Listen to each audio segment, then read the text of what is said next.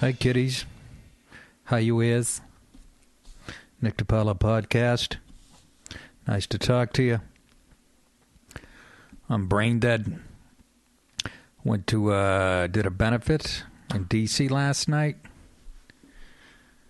And, you know, it was to fight addiction. And, yeah, it was good. It was great, actually.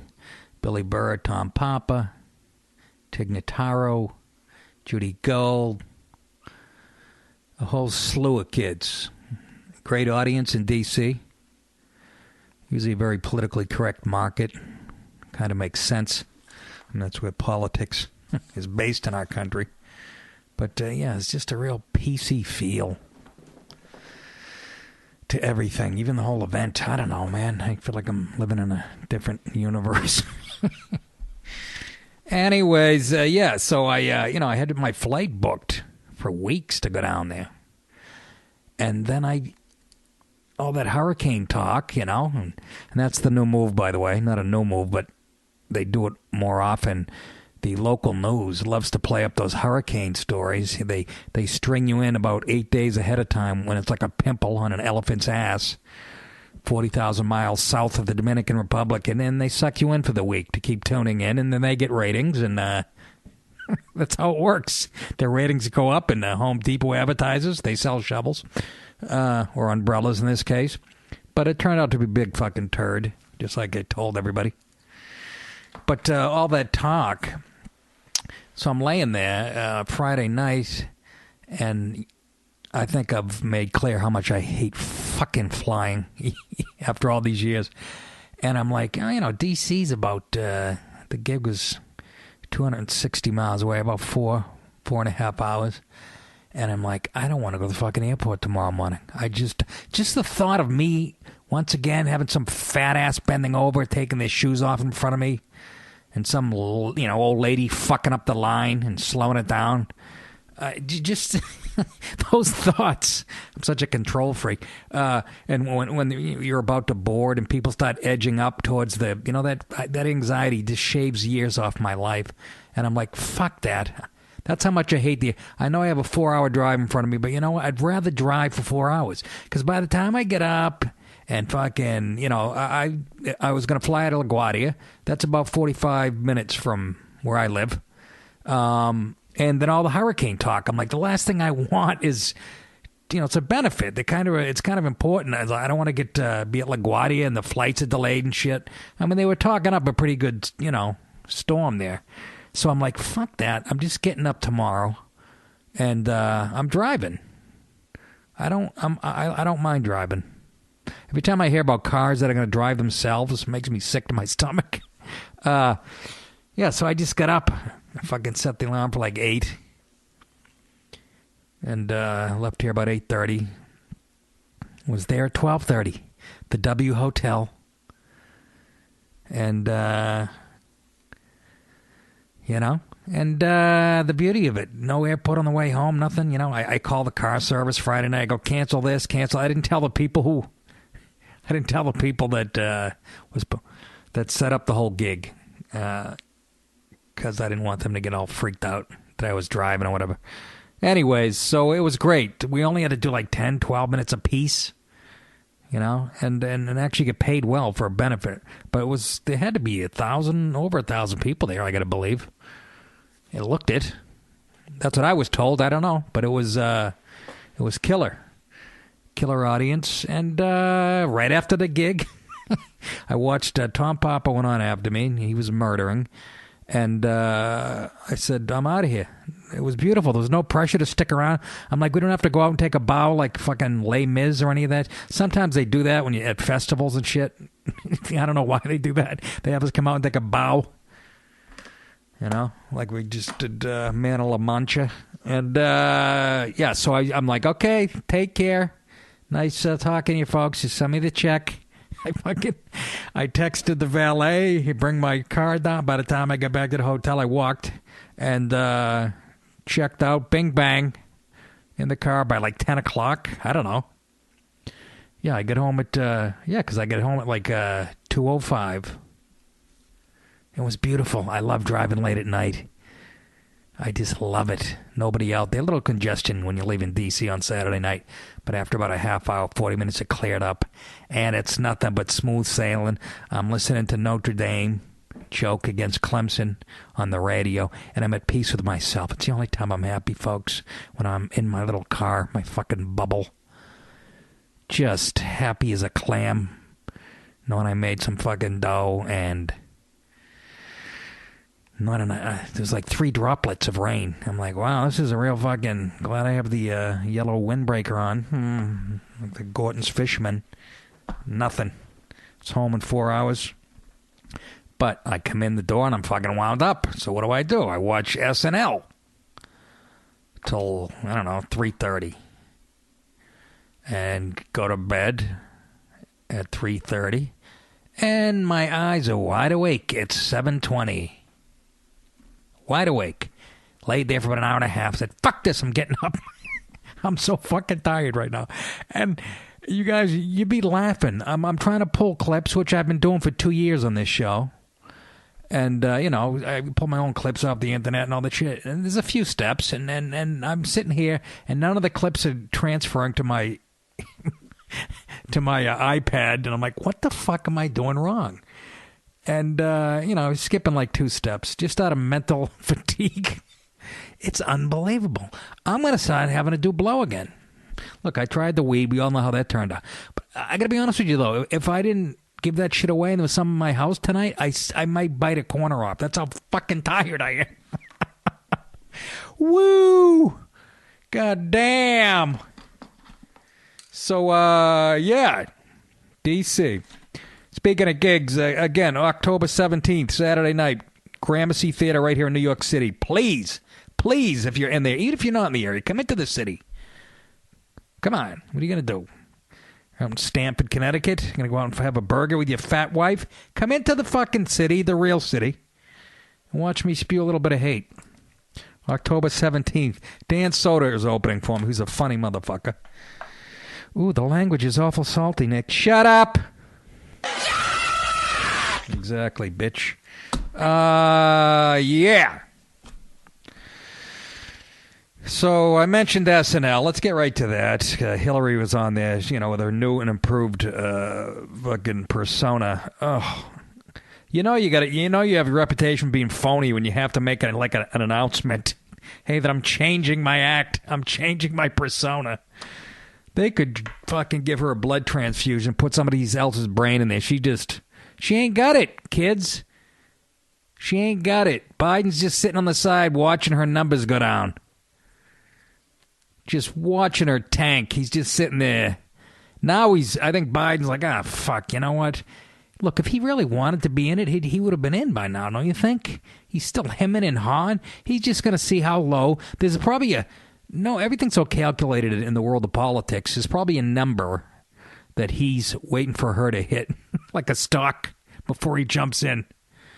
And that number's coming soon. She's just a do-bagger. And she was on SNL, and they did a thing. It was pretty clever where, Kate McKinnon plays Hillary, and she's at a bar drinking, and, of course, the bartender turns around, and it's Hillary playing the bartender.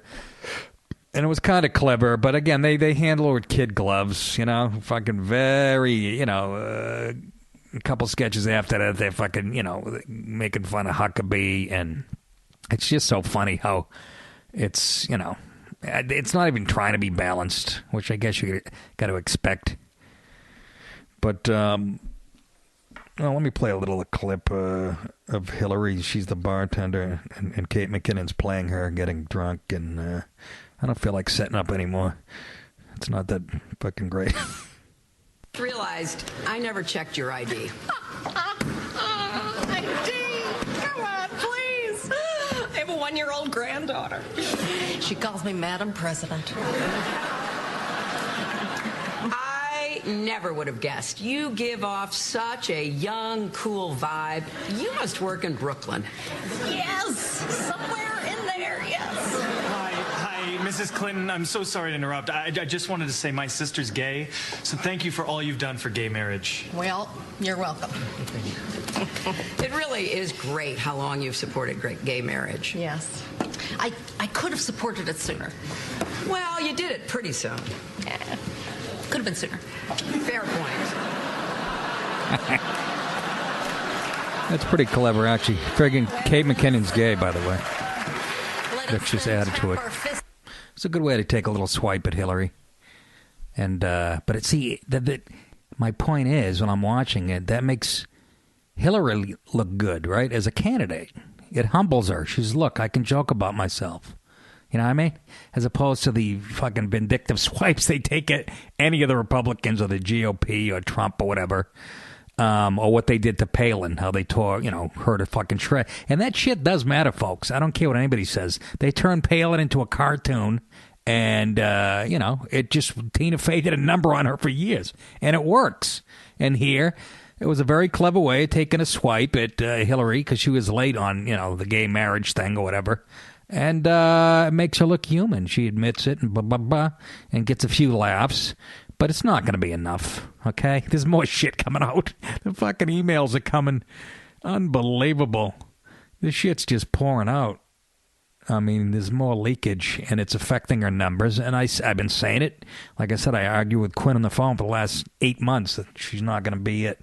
And I still say they're going to go, we got to pull the plug on her. There's another little scene from the SNL. Same sketch. Well. I'm just so darn bummed. All anyone wants to talk about is Donald Trump. Donald Trump? Isn't he the one that's like, you're all losers?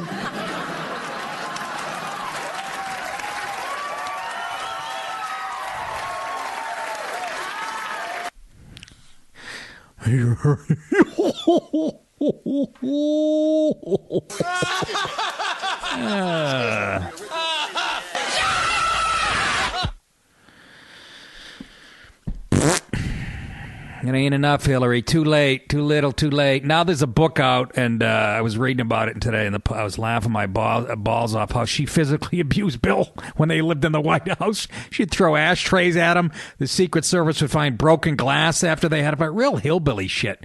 And it's not just some guy doing a hatchet job, because a few guys that worked detail, what do you call it?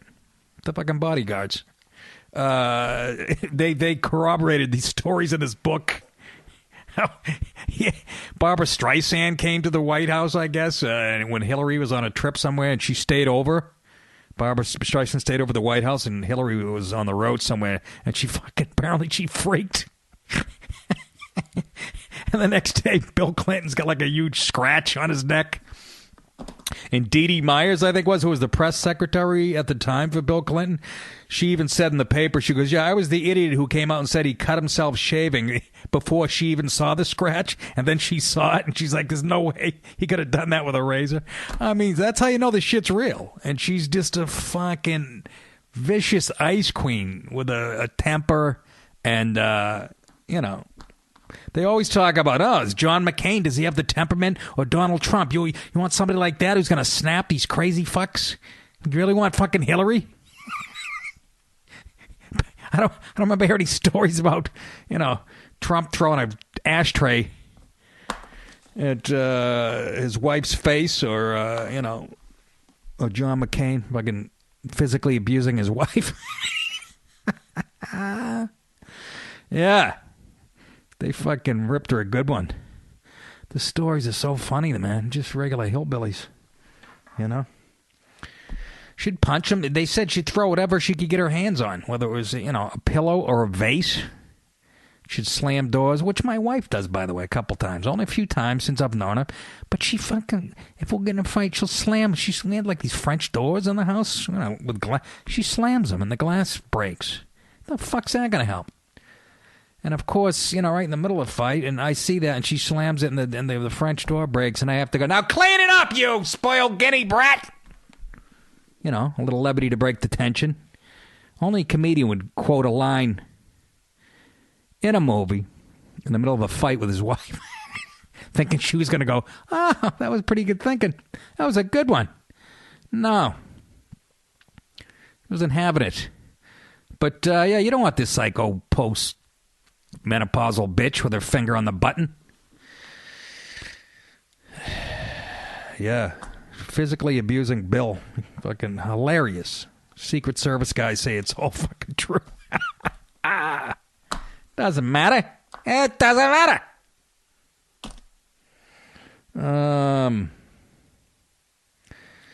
Yeah, so it was all right. SNL was all right. And it makes sense. It was obviously slanted towards making fun of the GOP because they're the ones who've been doing the debates. And, you know, we have 18 people in the GOP running for. So there's a lot of fodder there.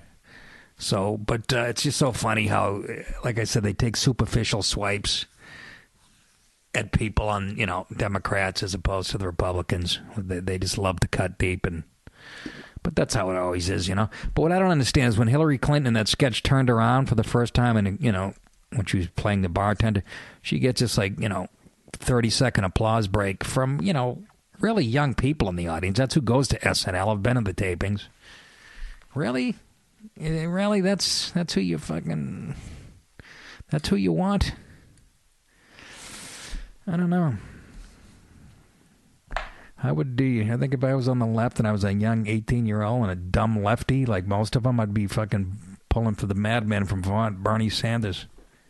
Looks like every time you see him, looks like he had his prick in a light socket, that fucking hairdo. What, he just get off a jet ski? Jesus Christ, put a brush in that thing, Grampy. How about him getting 20,000 people in Boston, my hometown? Makes me sick to my stomach with their politics. A fucking socialist. The fact that he's getting crowds like that makes me ill. But is he really that much different than who we have in office now? This putz?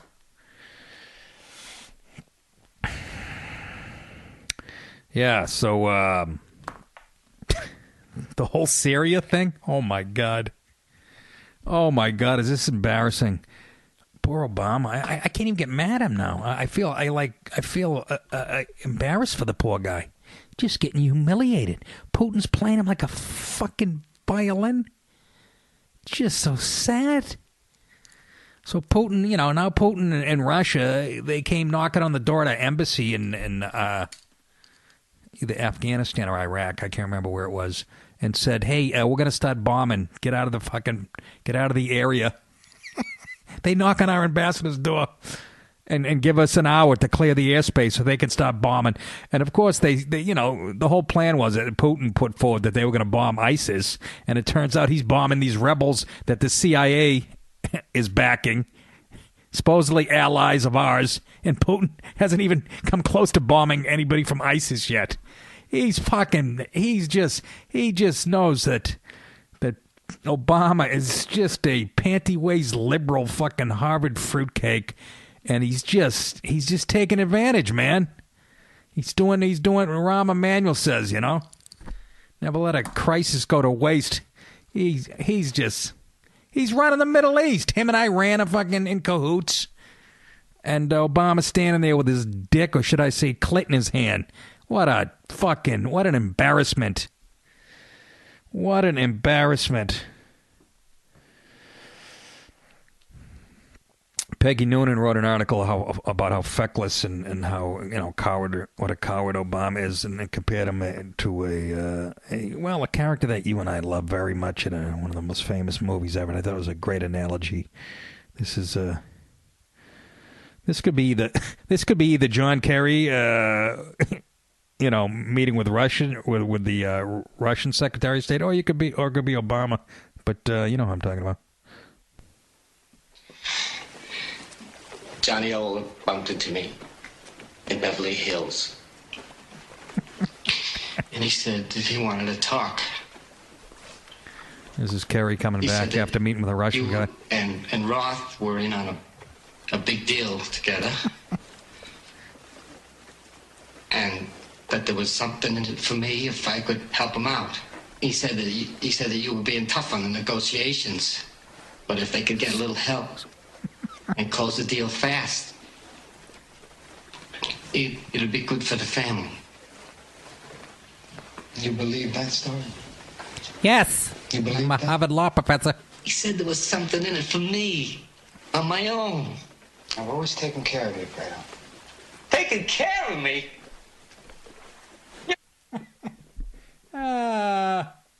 Mama-san.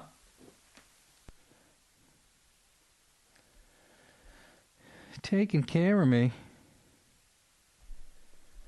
Where's the,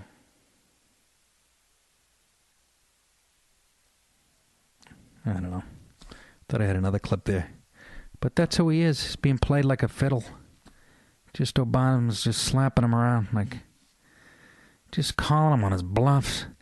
And even after Russia starts bombing these so-called allies of ours, we don't even know how, these fucking Syrian free army or whatever. But even after Russia started, we noticed that they're not hitting ISIS and they're actually hitting people who are supposed to be fighting Assad alongside of us. And we don't even have a response for that. Oh, we're gonna sit by. We're gonna have to talk to the Russians about this, and we'll figure it out. That was basically the answer. After we have nothing. We got nothing. No ultimatum. So Putin, it's so obvious, man. He's gonna be a player in the Middle East. This is what happened when you lead from behind, as they say. Unfucking believable.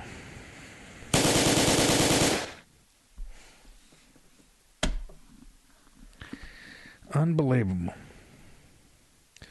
Hold on. Let's see if I can. This is taking a risk. I'm going to edit a clip right here on the air.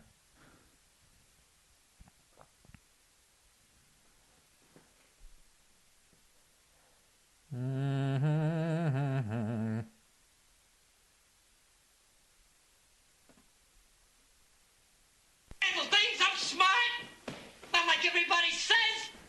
Like dumb, I'm smart, and I want respect. That's the Obama clip I was looking for. You're not that bright. Most overrated intellect of all time. So, Putin's the player now. He's the player in the Middle East, and who knows what they're fucking, the Russians and the Iranians. It's nice to have Russia working with Iran hand in hand, and now we're lifting those sanctions. That's 150 billion with a B that they have to play with to export terrorism all over the planet. Sure, that's not going to come back to haunt us. That fucking Iran deal. Mother of Christ. I can't make this shit up. Unfucking believable. Why didn't I pull that friggin'... So, it's a fucking sad world, ain't it, folks? But, and every time I listen to this stuff, I think of Obama when he was debating Romney, remember? And they asked who are most dangerous geopolitical threat to the United States, and Romney said Russia, and Obama said all arrogant and cocky. The 1980s call, and they want their foreign policy back, or whatever the fuck I'm paraphrasing. Who's the dick now? Do you understand how much better Romney? Do you understand how much better a president he would have been? I don't give a shit. I know you people who love Obama are going to just fucking never admit it, that he's been a catastrophe. But just that alone.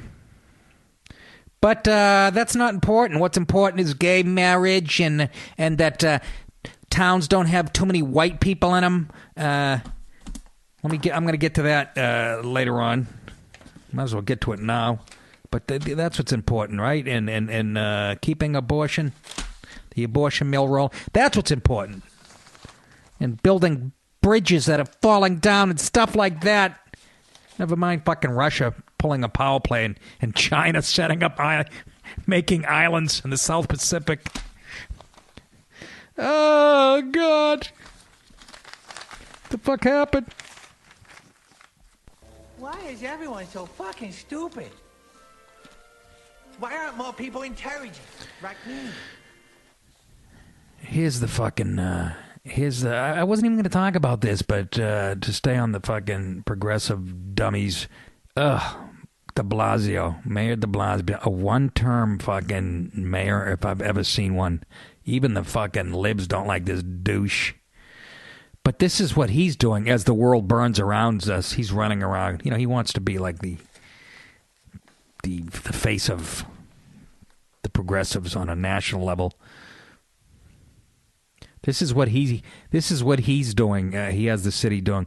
The city is grilling museums and cultural institutions about the racial and ethnic diversity of their entire staffs. And if they don't answer, they'll be cut off from taxpayer cash. Okay? He's worried about the diversities at museums and cultural institutions here in the city. What a burning issue, huh? Because it really matters who points you towards the fucking Monet, whether it's a fat Chinese woman or a 6'8" black guy. Like it really. Nearly 1,000 organizations were asked to fill out a survey this summer detailing the race, gender, and disability status of their employees and board members. As long as you complete the survey, you'll be eligible to apply for funding from the city in fiscal year 2017, institutions were told in a July 20 letter from the Commissioner of the Department of Cultural Affairs. Organizations had to fill out a demographic spreadsheet by combing through their personnel files for their workers' information. It's literally racial bean count. Groups that don't keep such data were told to hand out voluntary surveys to employees with the caveat and the instructions that you cannot require a staff member or board member to self-report any element of their identity. No, you could never trust. In addition to providing the workforce information, the culture groups had to answer a questionnaire, up to 48 questions, including, how does your organization engage with issues of diversity on a daily basis? Are they fucking... It really is a mental illness. Liberalism really is a fucking mental illness. You think... Can they stop with the word diversity for 2 minutes? Have you ever seen... It's just unbelievable. That's one question.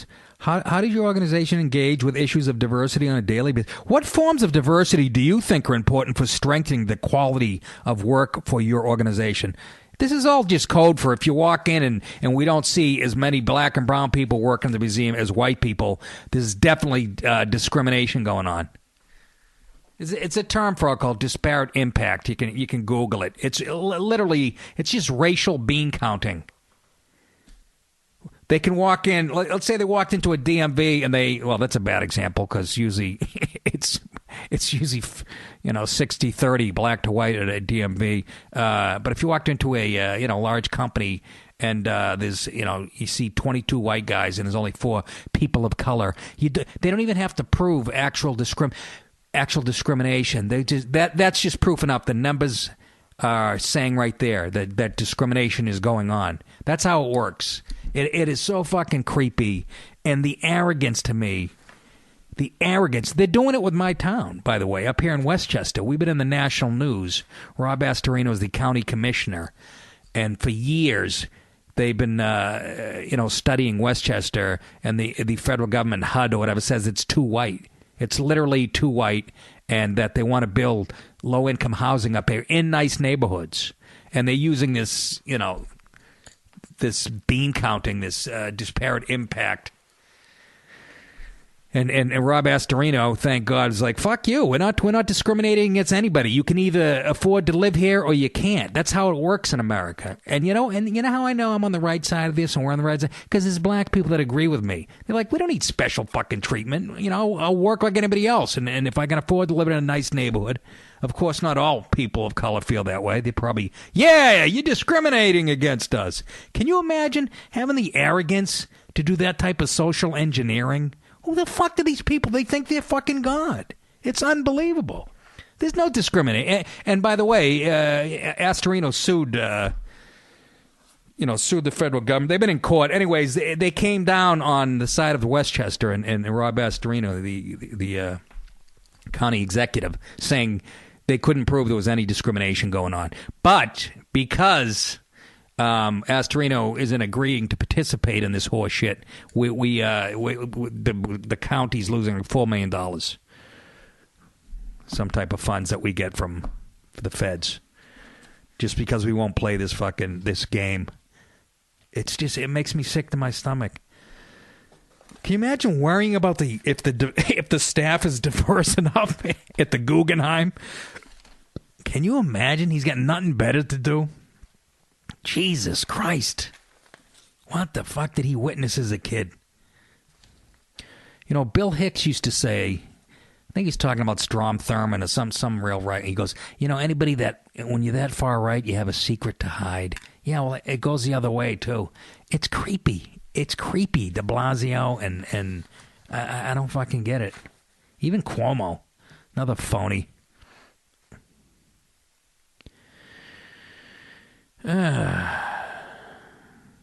Groups are also queried on whether there were barriers to increase. Look, they're just looking for discrimination. Groups are also queried on whether there were barriers to increasing diversity among staff and board members, according to a copy of the survey obtained by the Post. The survey is being paid for with more than $150,000 in private funds from the Ford Foundation, naturally, and the Mertz Gilmore Foundation and the Rockefeller Brothers Fund.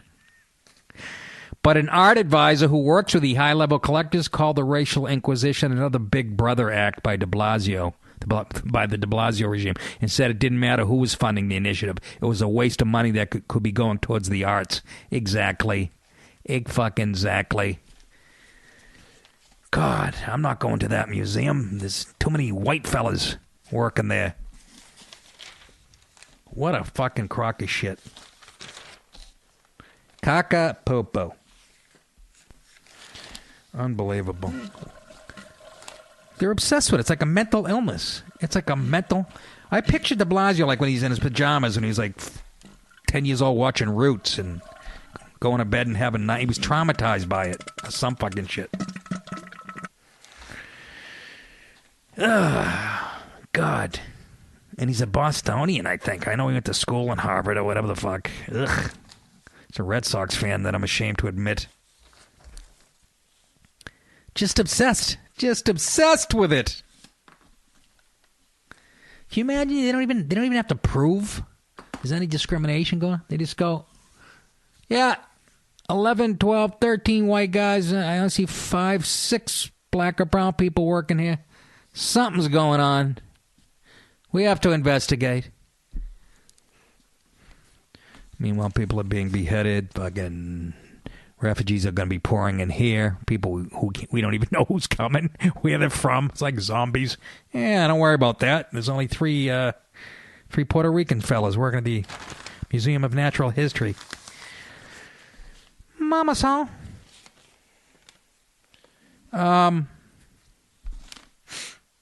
What else do I want to talk about?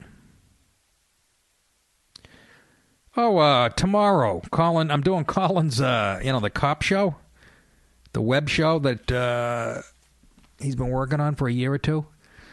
Doing an episode tomorrow, and it's in I gotta be in Brooklyn, somewhere in Brooklyn.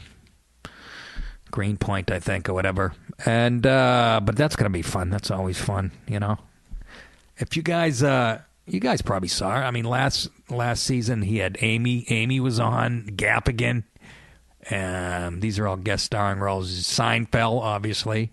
Tom Papa, and it's really funny. The premise of the show is like it's comedians trying to do a cop show, but they can't act. Basically, it's like bad actors trying to do a cop show. And it's like an inside look. You know, they do interviews while they're shooting an episode. You guys who are fans of Quinn, I'm probably wasting your time, right? You know all about it. But they interview Quinn, you know, and he's explaining the theory behind the show. And it's really fucking funny. And in a perfect world, it would be on ABC at 8 o'clock. It would be the new Barney Miller, you know. Because it's, you know, Quinn can write this shit. I don't know where he comes up with it, but then he sends me the sides. Those are the lines I'll be doing. That's showbiz talk. He sends me the script, and I'm reading my lines like I'm rehearsing them tonight. And I noticed they're the lines that he used in an episode already. I don't know if he did that on purpose. I got to call him and ask him. I'm playing like a forensic guy. They told me to wear chinos or khakis because we're supposed to be kind of nerdy. I don't know what the fuck. Oh, yeah, let me break into it. I have 8 pairs of pleated chinos from 1994 hanging. I'll get some, put on a pair of Dockers, too. I'm going to show up fucking jeans and a wife beater with mustard on it and go, this is all you got. Throw a windbreaker over me if you don't like it. But it's really friggin' funny, and I'm not just saying that. It really, Keith Robinson, he's on it, too. And like I said, and fuck, if there was any justice in the world. Here's a clip of me last season on the show. Me and Quinn and his brother, his cousin Tim Gage, and there's a dead girl laying on a bed in a motel, and we're looking at the body, and we're, like I said, we're bad actors, comedians, as trying to do a cop show, and we're supposed to be bad. And what's funny, I didn't even know that was the premise of the show. Last year, I just thought it was a funny cop show like Barney Miller. So I do the scene, and then I find out later on that we were supposed to be bad act, and I go, well, you guys didn't even tell me that, and you said I did a great job. So what you're saying is, I thought I was acting, like real acting. What you're saying is, I was so bad I was good. I didn't even know it. You know what I mean? You're supposed to be bad intentionally. I didn't know that. I was acting the way I act. And they go, you were great. And then I find out the whole premise is we're supposed to be bad actors. I didn't know that. I was just acting. It doesn't say much, does it? Thank God I get the Amy Schumer episode to fucking prove I can act. But, yeah, Tim Gage and Colin are looking at this woman dead on the bed. And here's some of the dialogue.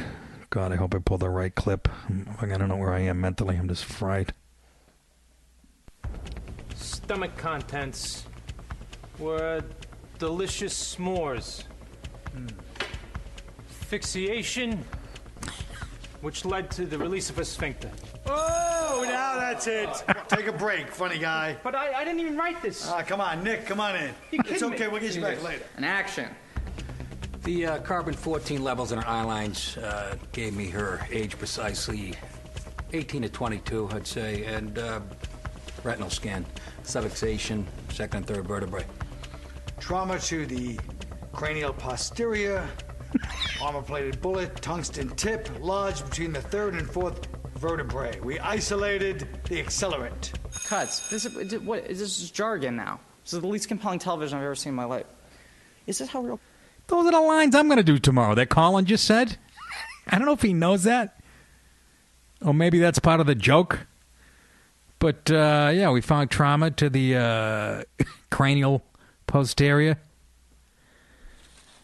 God, I got to go upstairs and learn my line.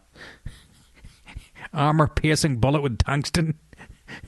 With a tungsten tip verge between the third and fourth vertebrae. We isolated the accelerant. That's what he just said. I'm looking at my sides today, and that's the exact words I'm saying tomorrow. I wonder if he knows that. It's a really funny show, though. Cops talk. I mean, your experience, real forensic guys talk like that. Forensic guys? Yeah. We didn't have that. We find out where the victim drank, go to his favorite bar, smack people around till somebody comes up with a name. That's a real cop friend of Colin's. John O'Donoghue, I think his name is. He was a cop for years. He's retired now. And that was the director asking him. The guy who plays the director, too, who's directing the episodes. I go, who is... I didn't even know he was an actor. He was so good, this young guy. Plays like a dicky, artsy, craftsy, fucking... a real hipster type, but he's arguing with Colin about every scene. And I go, who is this fucking guy? I want to smack him. He's such a good actor. And, yeah, I'm hoping it sees the light of day, Jesus Christ. But, it's a funny business, folks. It's a funny business. Yeah, so that's tomorrow morning. And then listen to me on, I'm doing, the Bonfire Show. That's Dan Soder and Big J. Although I don't know when that's going to air. Is that live? I don't know. I'm doing it tomorrow. Yeah, it must be on tomorrow night on Sirius. And to plug, obviously, Gramercy and a few other things. And then, yeah, Ron Bennington on Tuesday. So hopefully you guys will listen to this episode before that. And hey, man, unbelievable feedback on the Mark Maron What the Fuck podcast episode. Unbelievable. It's so funny how much weight some of these shows carry. My Twitter thing's blowing up. And I actually listened to it. I've listened to maybe 3 podcasts, including my own. I just don't listen. And but I listened to the Maron one because we had good stories. We had a lot to talk about. But people are loving it, you know. It's very cool. It's a whole new world, you know. You do something like that. It's like doing a TV show. What the hell else? We touched on... Oh, I didn't play... we have a clip of Putin, actually, too, talking to Obama. Comrade, here is something that might be of interest to you. A transcript of the conversation between your helicopter pilot and his commander. We intercepted Dragonfly Wolf 10. Colorful names. Here we are. We have them in sight. And the reply, abort the operation immediately. This is a recall. Confirm. Over. It seems you were abandoned on direct command. And these are the people you protect with your pain. Zarisky Zvolich. You may scream. There is no shame. Ow! Burnt a hole in my mommy jeans.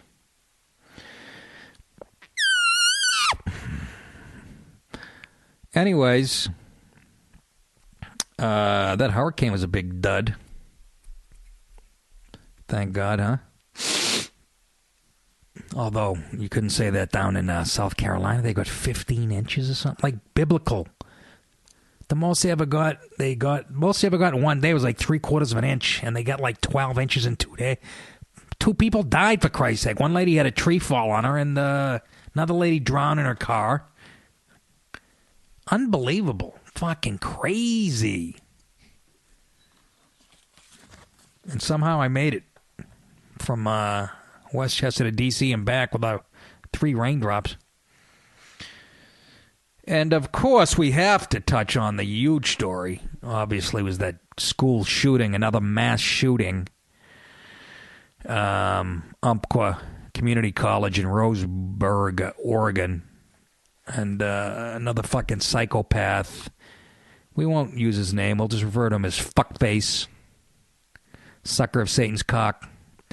Just unfucking believable. Just couldn't believe it was happening again. And, of course, it kicks off the whole firestorm about guns, and I'm so tired of the friggin' argument. Yeah, there are a lot of guns. Yeah, but, just like you said, you can't deport 11 million illegals. You're not going to get rid of fucking guns. Stop with that shit. What you got to do is enforce the 50,000 laws that are on the books. And, when somebody gets caught committing a crime with a gun, you got to punish them. These fuckers are back on the street, I'm not talking about this specific case, but and a lot of, we talk about gun problems, and they don't enforce the laws. Guys are caught, on parole with guns, and they're back on the street in a year or 2. Nobody's afraid to use a gun. That's the problem. Yeah, there's a zillion guns. And don't tell me if there was a guard sitting in each classroom, and I think we could do this. There's 94 million people out of work. How about that? We hire them, pay them fucking $80 an hour. Unionize them, to sit in every classroom in every middle school, high school, college across the country. That was a gun-free zone, by the way, this school. So how'd that work out? Unfucking believable. And Obama was great, and I know he's sincere. That speech he gave after, and he goes, it should be politicized. It's the one time that, to me, he actually looked like he had some passion, that he actually was sincere about something. I mean... But his argument, in my opinion, is all wrong. And they start comparing to other countries. We're the only industrialized, and they put up Norway and Sweden and Poland and let me see, what are those? Yeah, Yeah, real diverse in cultures and about, 1/8 the size of ours. And it's such fucking nonsense, man. It's such fucking... You got to put people away for a long time, even if, and they'll be afraid to use guns. Let's start there. You're not going to get rid of them. Yeah, this is alien guns. We were founded on guns, okay? If they don't like it, go to another fucking country. And again, the majority of people, 98% of them, know how to use the gun. But then you got, it's not just that. Then you get mental illness comes into play, and the ACLU and groups like that protect people's privacy to the point where you can't find anything out about them, or you'll be sued if you make it public. There's a million things. It's not just one fact, but mental illness. And then this guy was another fucking guy who lived on the internet in his own world. You combine loneliness, depression, mental illness, and with such a media-driven society. I mean, you can't say that doesn't have an effect. We become desensitized. At least these psychos become desensitized to it, So it's a combination of all that, but you're not going to ever take people's guns away. And yeah, you can make it tougher. I'm for all that too. Maybe tougher background checks, all that stuff. Make it more difficult. But this notion that you're going to, I mean, it's true. You're going to take guns away from people who know how to use them and from good people. And like fucking criminals give a shit about laws, they're always going to have them. They're always going to get their hands on them. And if that's the case, which it is, that's reality, we have to be able to protect ourselves. That's why I bought this beautiful wrist rocket at Walmart for $4.99 and a bag of marbles. I'll fucking pop somebody's eye out when they come into my house.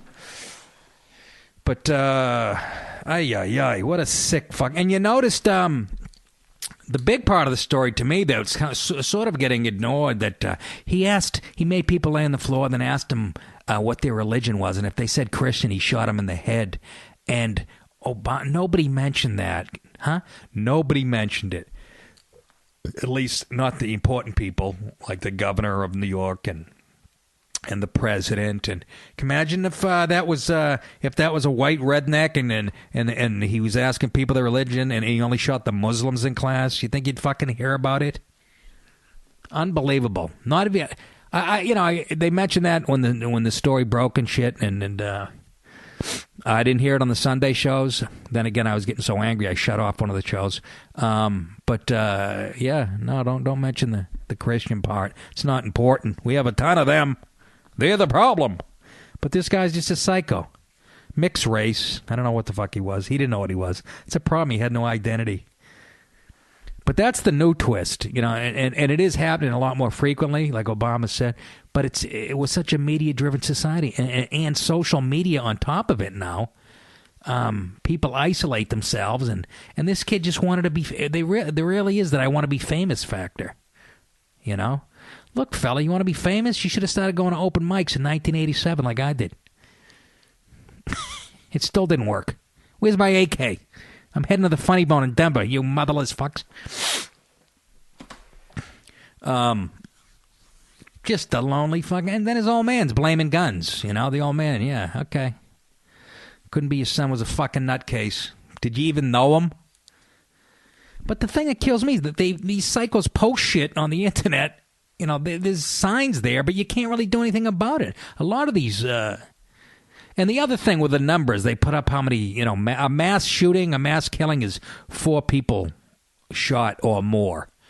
And the only problem with that is they don't mention that, like, when there's gang shootings in Brooklyn every weekend, in Chicago and Baltimore, when there's drive-bys and shit, there's at least...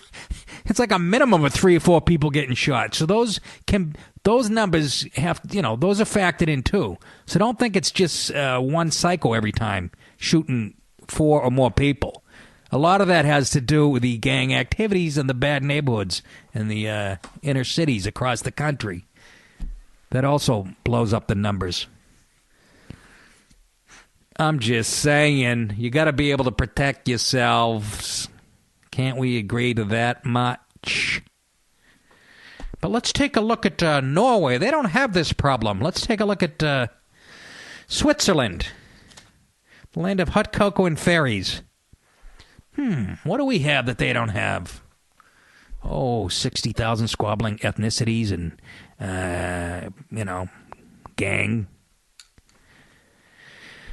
gang affiliations in every major city in the country. Again, people just think it's like a lonely white guy shooting up a school. It's not. If you're talking about 4 more people involved in a shooting, you have to punch those numbers in too. So, and Chicago's the best example of a city, and it's true, has and DC too. They have the strictest gun laws, and they have the fucking worst crime. So your theory's going in the toilet. Everybody should hand them out. Hand the guns out as people are coming in. Here, protect yourself. Unfucking believable. Just a loser. He, I was reading about he worshipped these guys, Columbine and whoever else. Jerk off in Charleston and I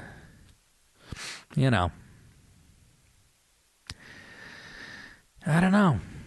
Girls, you have to sleep with these guys. A lot of that is pent-up anger. You got to fucking at least give them a hand job, A lot of that, it makes them crazy, that backed-up jizz. It's like candle wax. They go cuckoo. They're lonely. Help them out. No, I'm not blaming girls. I'm just joking around here. But I couldn't believe what the fuck I was hearing. And then I watched the coverage all week and couldn't believe scarce mention of the Christian thing. It's just, you got to look out for it, but the political correctness, it's unbelievable. They love a rigged game, don't they? Yeah, they do. It's just Christians. What else, kiddios? I talked to you since Yogi died, right? Yogi Berra. That was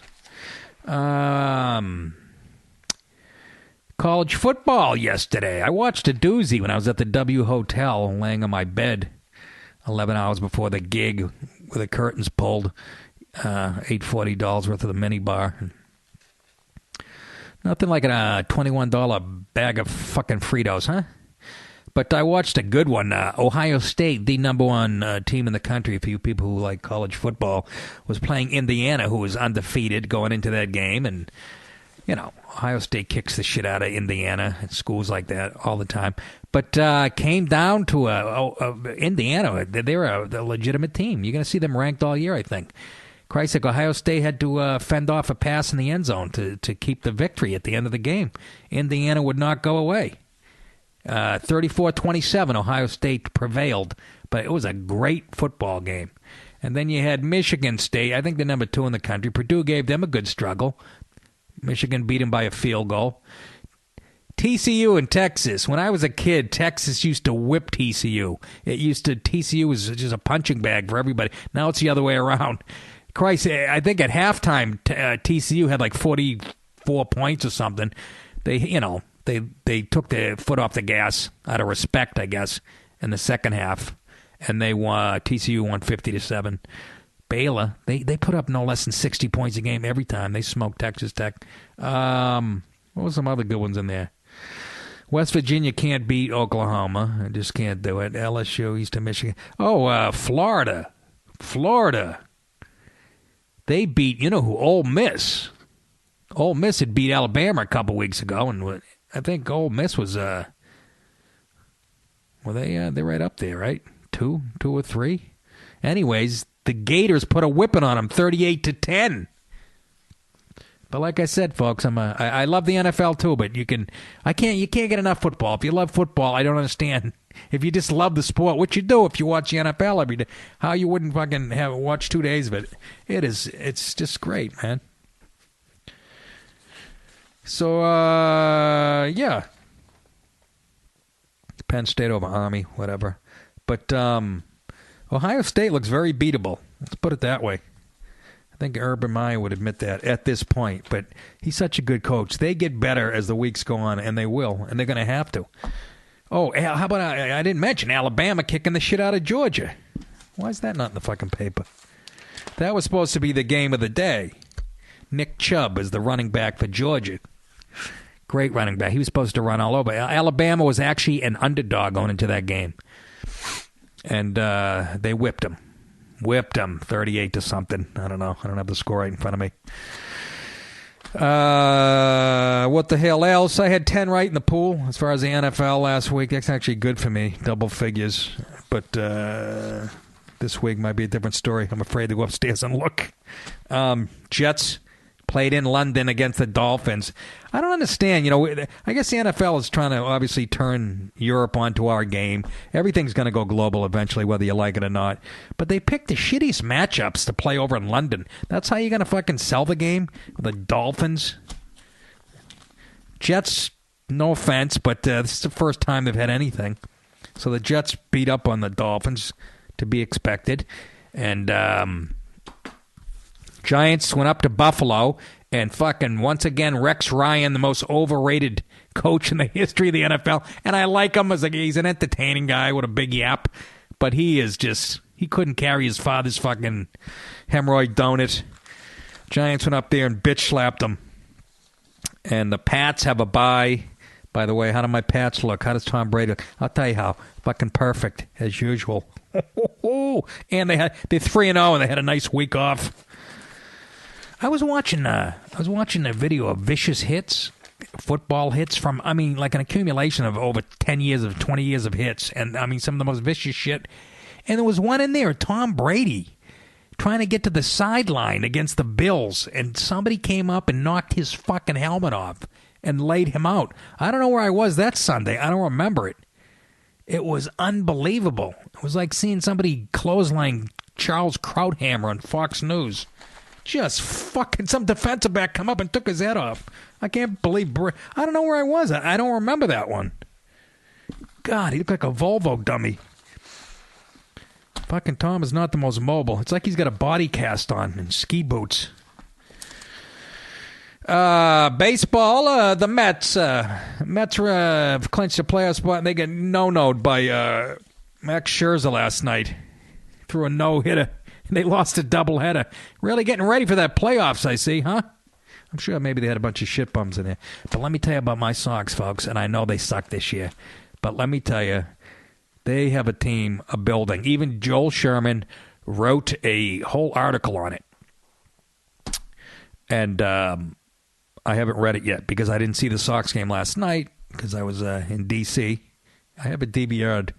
I don't know if I'm going to have time tonight. I also have to put myself on tape for the show The Good Wife. Yeah, that's what it's come down to, folks. Shows that I pee on. I'm actually auditioning for. But I really like to run into Julianne Margulies in person. That's how I pick my... Think that maybe had something to do with my career sucking? I only go to I only accept the auditions where the fucking lead is a hot broad. Yeah, so I have 2 scenes to memorize for that. When I get done with this show here. And I got to memorize call-in shit. And I'm going to put myself on tape for the Good Wife. The role calls for a former, it says college football, it says lineman, it says a massive guy, which is funny because my agent, Debbie Epstein, who would have guessed she doesn't know the difference between a running back at a Division I AA school at Maine and a fucking... a center from the University of Alabama. That's what they're really looking for this role. But it has nothing to do with football. He just happens to be an ex-football player who's in politics. I don't know. I don't know how they decide this shit, folks. So I'll just, I'll just go out and go to the Men's Warehouse, get a size 68 jacket, and stuff it with toilet paper, and stand in a box and have my wife shoot me on my cell phone. Do you believe people do auditions with cell phones now? My agent goes, yeah, you can use your phone. I go, get the fuck out of here. Really? People are booking shit? It's kind of cheesy, no? I don't know. I think it is. Well, this goes out to all you feminists. I don't want to forget you. Well, folks, I'm going to wrap it up. I got to go learn some lines for the Good Wife. It's over. It's over, Johnny. It's never over. It's not over. I'm doing Stallone in First Blood. For you, it's over. For me, it never stops. Come back to the airport. People call us baby killers and all that vile crap. All All righty, kids. Oh, yeah, I was talking about my Red Sox. They are loaded. They are loaded. All these young guys came of age in the second half. And I'm telling you, they have the best ERA in baseball since the All-Star break? I don't know how they explain that. But the offense is killer. And I know, like I said, Joel Sherman wrote a whole article that I haven't read yet. I think he's the best baseball guy in the New York as far as writers go. But anyways, they're going to be players next year. That's what we do. We come in last for a couple of years in a row, then we win it, and we come in last. Excuse me. Hockey's are starting. That's about it. Did I cover everything? Yeah, mass shooting by fuckface. Again, don't mention his name. D.C. benefit. Putin in Syria playing Obama like a little girl. Colin Show. Hillary. SNL. De Blasio. Mamaluke. The Mamaluke of the year. The Mamaluke. That's about it, kids. I will. Oh yeah, plugs. Hope I wasn't supposed to read the spot for Adam and Eve. I think I did it 4 times. I think it was a month thing. Anyways, I like big zits. That's right. Gramercy Theater, October 17th, if you haven't heard. Then I'm doing a couple of private things. Thursday, the 22nd, but you're not going to be invited. Then Saturday, the 24th, in New Haven at the Sports Haven, New Haven, Connecticut. It's like a nice casino, actually. Pretty good gig. Pretty good goddamn gig. Doing Red Eye on October 31st, which is Halloween. November 5, 6, and 7. Magoobies in Timonium, Maryland, right outside of Baltimore. It's an A room. It's a good room. Like it a lot. Done it many times. November 12, 13, and 14, the Comedy Club of Jacksonville, Florida. And then November 28th, Suffolk Theater, Riverhead, New York. December 4 and 5, the Comedy Scene in Foxborough, Mass., right at Gillette Stadium. Do you know I haven't been there? How embarrassing is that? I have not been there. Can you imagine? Me, the Pats fan. That's enough for now, kiddies. Can you guys think of anything else? I say that like I have a whole staff here. I love you for helping me to construct of my life, not a tavern, but a temple. I love you because you have done so much to me. Fuck you! Fuck you! You have done it without a word, without a touch, without a sign. You have done it by just being yourself. Squeal! Squeal! That is what love means. And that is why I love you. Remember this ending of my show? This is the first one. Good night until we meet again. Adios. Fuck you!